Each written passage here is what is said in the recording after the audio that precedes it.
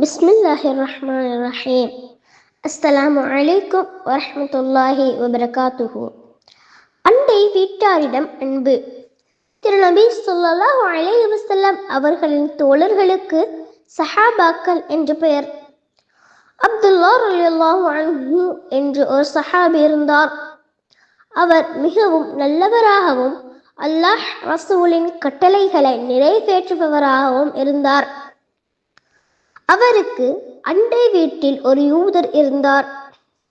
ஒரு நாள் அப்துல்லாஹ் ரலியல்லாஹு அன்ஹு வெளியே சென்றார். மாலையில்தான் வீட்டுக்கு திரும்பினார். அன்று அவர் வீட்டில் உணவுக்காக ஒரு கடா அறுக்கப்பட்டிருந்தது. வீட்டில் இருப்பவர்களை பார்த்து, அண்டை வீட்டுக்காரருக்கு மாமிசம் கொடுத்தீர்களா என கேட்டார். அவரோ, யூதர், அவருக்கு ஏன் கொடுக்க வேண்டும் என்று குடும்பத்தினர் கேட்டார்கள். யூதராக இருந்தால் என்ன, அவர் நமது அண்டை வீட்டார் தானே என அப்துல்லாஹ் ரலியல்லாஹு அன்ஹு பதில் கூறினார்.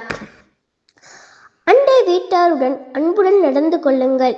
அவர்கள் முஸ்லிமாயிருந்தாலும் சரி, முஸ்லிம் அல்லாதவர்களாயிருந்தாலும் சரியே என முஹம்மது ரசூலுல்லாஹி ஸல்லல்லாஹு அலைஹி வஸல்லம் வற்புறுத்தி கூறியுள்ளதை அப்துல்லாஹ் ரலியல்லாஹு அன்ஹு தம் வீட்டாருக்கு எடுத்துணர்த்தினார்.